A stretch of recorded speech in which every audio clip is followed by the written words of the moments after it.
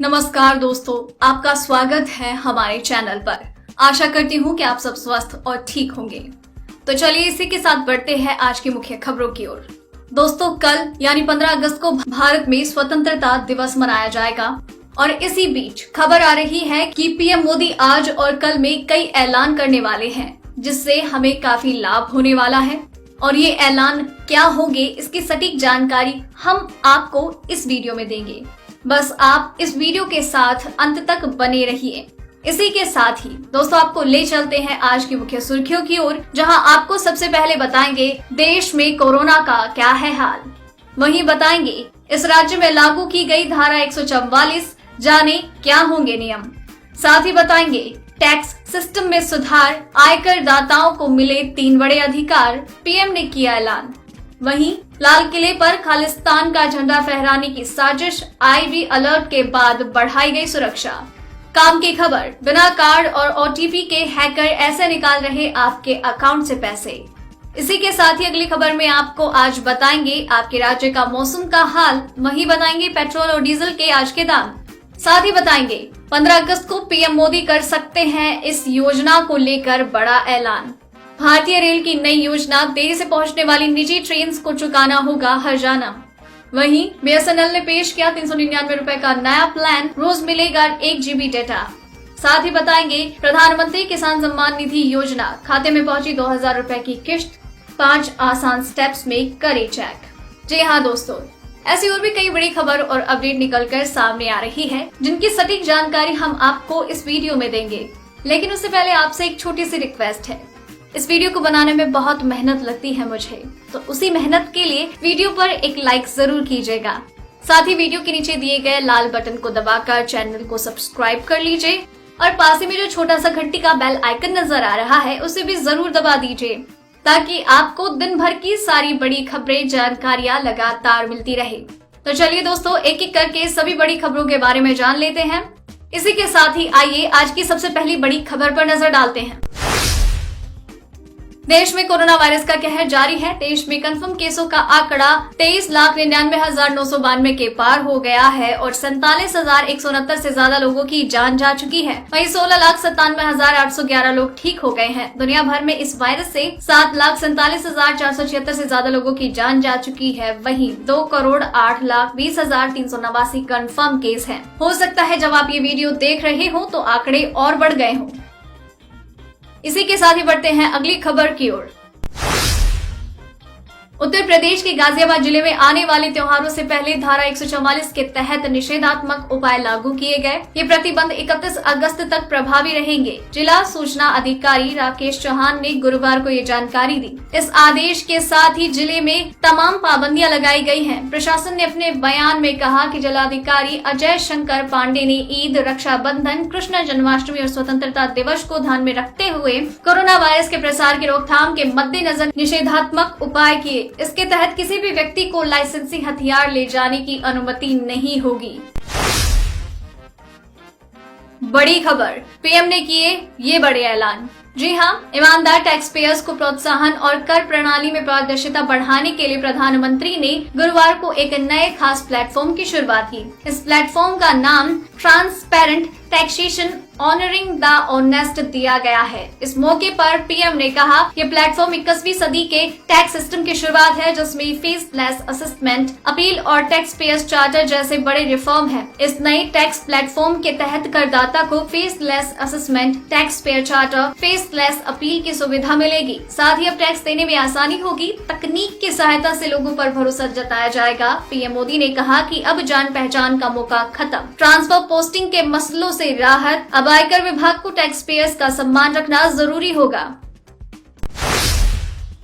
वहीं दवा कंपनी जायडस कैडिला ने गुरुवार को कहा कि उसने कोरोना वायरस से संक्रमित मरीजों के इलाज के लिए उपयोगी दवा रेमडेसिविर को रेमडेक ब्रांड से भारतीय बाजारों में पेश किया है। कंपनी ने शेयर बाजार को बताया कि रेमडेक की 100 मिलीग्राम की शीशी की कीमत 2,800 रुपए है, जो भारत में उपलब्ध रेमडेसिविर का सबसे सस्ता ब्रांड है। जायडस कैडिला ने बताया है कि ये दवा उसके वितरण नेटवर्क के जरिए पूरे भारत में उपलब्ध होगी। ये दवा सरकारी और निजी अस्पतालों में मिलेगी। इस दवा के लिए सक्रिय दवा घटक एपीआई का विनिर्माण समूह की गुजरात स्थित इकाई में किया गया है। इसी के साथ बढ़ते हैं अगली खबर की ओर। पूर्व राष्ट्रपति प्रणब मुखर्जी की हालत अभी भी गंभीर है। वो लगातार वेंटिलेटर सपोर्ट पर हैं। इस बीच सोशल मीडिया पर उनकी मौत की अफवाह उड़ी। ट्विटर पर प्रणब मुखर्जी की मौत की अफवाह ट्रेंड हो रही है, लेकिन परिवार और हॉस्पिटल की तरफ से साफ किया गया कि प्रणब मुखर्जी ठीक हैं और जिंदा हैं। वो वेंटिलेटर पर हैं। पूर्व राष्ट्रपति की बेटी और कांग्रेस नेता शर्मिष्ठा मुखर्जी ने ट्वीट करते हुए कहा, उनके पिता के बारे में जो अफवाह उड़ाई जा रही है बिल्कुल झूठ है। उन्होंने मीडिया से आग्रह किया है कि वो उन्हें कॉल न करें। शर्मिष्ठा ने ये भी कहा है कि वो अपना मोबाइल फ्री रखना चाहती है, जिससे उन्हें हॉस्पिटल से पिता के हेल्थ को लेकर जानकारी मिलती रहे। वहीं स्वतंत्रता दिवस यानी 15 अगस्त को लेकर इंटेलिजेंस ब्यूरो (IB) ने बड़ा अलर्ट जारी किया। अलर्ट में कहा गया है कि अमेरिका में रहने वाले सिख फॉर जस्टिस के आकाओं में से एक गुरुवत पंत सिंह पन्नू ने 14, 15 और 16 अगस्त को लाल किले पर खालिस्तान का झंडा फहराने वाले सिख को $1.25 लाख देने की घोषणा की। खालिस्तानी आतंकी संगठन सिख फॉर जस्टिस के आतंकी गुरुवत पंत सिंह पन्नू ने एक वीडियो जारी किया है। गुरुवत पंत सिंह पन्नू को भारत सरकार ने टेररिस्ट करार दिया है, लेकिन 15 अगस्त पर IB के अलर्ट के बाद लाल किला और आसपास भारी सुरक्षा बढ़ाई गई है। इसी के साथ बढ़ते हैं अगली खबर की ओर।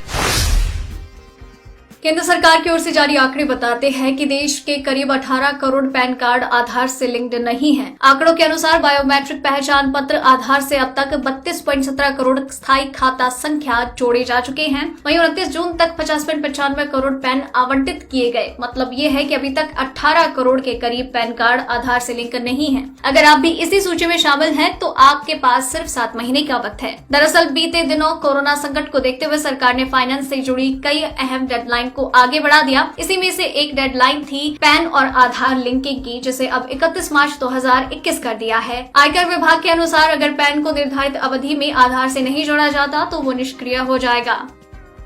दोस्तों, वीडियो में अभी भी काफी महत्वपूर्ण खबरें बाकी हैं, इसीलिए वीडियो के साथ अंत तक बने रहिए। चलिए बढ़ते हैं अगली खबर की ओर, लेकिन उससे पहले जान लेते हैं आपके राज्य का मौसम का हाल। राष्ट्रीय राजधानी दिल्ली और उसके आसपास के क्षेत्र में बुधवार गुरुवार की दरमियानी रात खूब बारिश हुई। मौसम विभाग का अनुमान है कि अगले 2 दिनों के भीतर दिल्ली और आसपास के क्षेत्रों में भारी बारिश हो सकती है। मौसम विभाग ने अनुमान जताया है कि आज उत्तराखंड में भारी बारिश या बिजली के साथ बारिश और तेज हवा चल सकती है। मौसम विभाग ने कहा, अगले 2 घंटों के दौरान दिल्ली, नोएडा, ग्रेटर नोएडा, रोहतक, गुरुग्राम, गाजियाबाद, फरीदाबाद, पलवल, पानीपत और करनाल के अधिकांश स्थानों पर हल्की से मध्यम तीव्रता की बारिश जारी रह सकती है। मानसून की सक्रियता पश्चिमी हिमालय राज्यों पंजाब, हरियाणा, दिल्ली, विदर्भ, मराठवाड़ा, बिहार, झारखंड, छत्तीसगढ़, ओडिशा के कुछ हिस्सों, अंडमान और निकोबार द्वीप समूह, केरल और तमिलनाडु पर भी रहेगी।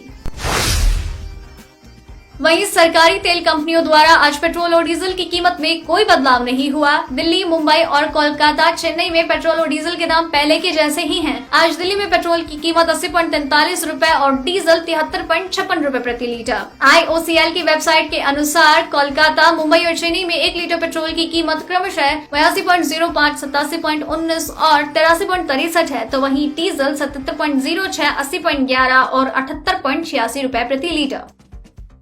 इसी के साथ बढ़ते हैं अगली खबर की ओर। 15 अगस्त को PM ग्रामीण सड़क योजना को लेकर बड़ा ऐलान कर सकते हैं। सूत्रों से मिली जानकारी के अनुसार केंद्र सरकार ने देश के ग्रामीण इलाकों में 1,50,000 किलोमीटर नई सड़कें बनाने का मेगा प्लान तैयार किया। इसके लिए 1.5 करोड़, इसके लिए 1.5 लाख करोड़, इसके लिए 31 लाख करोड़ रुपए राशि खर्च करने की योजना है। आपको बता दें कि भारत सरकार ने 25 दिसंबर 2000 को प्रधानमंत्री ग्राम सड़क योजना की शुरुआत की। इस योजना का प्रमुख उद्देश्य ग्रामीण इलाकों में 500 या फिर उससे ज्यादा आबादी वाले सड़क संपर्क से वंचित गांवों को 12 मासी सड़कों से जोड़ना। तत्कालीन प्रधानमंत्री अटल बिहारी वाजपेयी सरकार के वक्त से ही इसका नाम प्रधानमंत्री ग्राम सड़क योजना है।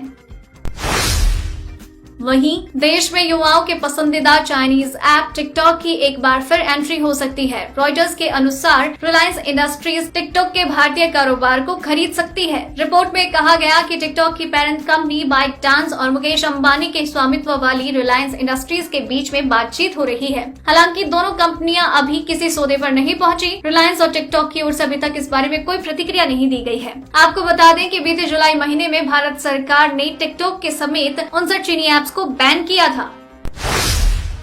बड़ी खबर, देश में निजी ट्रेन संचालन के लिए बनाए जा रहे नए बिजनेस मॉडल को लेकर भारतीय रेल ने सख्ती दिखाई है। भारतीय रेलवे ने ऑपरेटर्स पर ट्रेन के जल्दी और देरी से आने पर पेनल्टी लगाने का ऐलान किया। रेलवे ने कहा कि अगर ट्रेन समय से पहले या देरी से आएगी तो निजी ऑपरेटर्स को इसके लिए हर जाने के तौर पर भारी रकम देनी होगी। इसके अलावा रेलवे ने कहा कि वित्तीय संकट से बचने के लिए कम से कम सालाना 95% समय की पाबंदी की गारंटी देना होगा। हालांकि ये सरकार के साथ राजस्व बंटवारे के प्रबंध जैसा होगा, लेकिन रेलवे निजी कंपनियों के कार्यालय में अपना एक प्रतिनिधि नियुक्त करेगा, जिसका काम ये देखना होगा कि निजी कार्यालय में काम ईमानदारी से हो रहा है या नहीं। इसी के साथ बढ़ते हैं अगली खबर की ओर।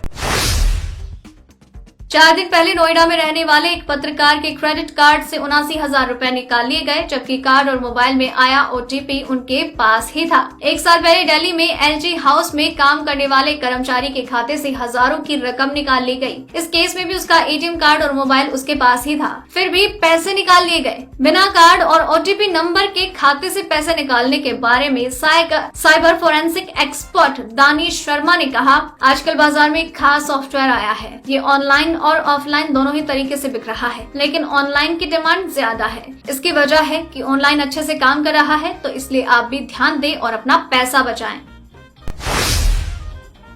वहीं प्रधानमंत्री मोदी ने रविवार को पीएम किसान सम्मान निधि की छठी किस्त के तहत करीब 9 करोड़ किसानों के खातों में 17,100 करोड़ रुपए की राशि ट्रांसफर की। बता दें कि पीएम किसान सम्मान निधि योजना के तहत किसानों को हर साल 2,000 रुपए की 3 किश्तों में कुल 6,000 रुपए की सहायता दी जाती है। योजना के नियमों के अनुसार ऐसे किसी सेवानिवृत्त कर्मचारी या पेंशन भोगी जिनकी मासिक पेंशन 10,000 रुपए या उससे ज्यादा है, वो इस योजना का लाभ नहीं ले पाते हैं। पीएम किसान सम्मान निधि योजना की हेल्पलाइन नंबर 1800115526 या फिर 011233811092 पर संपर्क कर सकते हैं। ईमेल ID pmkisanicd@government.in पर भी अपनी शिकायत मेल कर सकते हैं।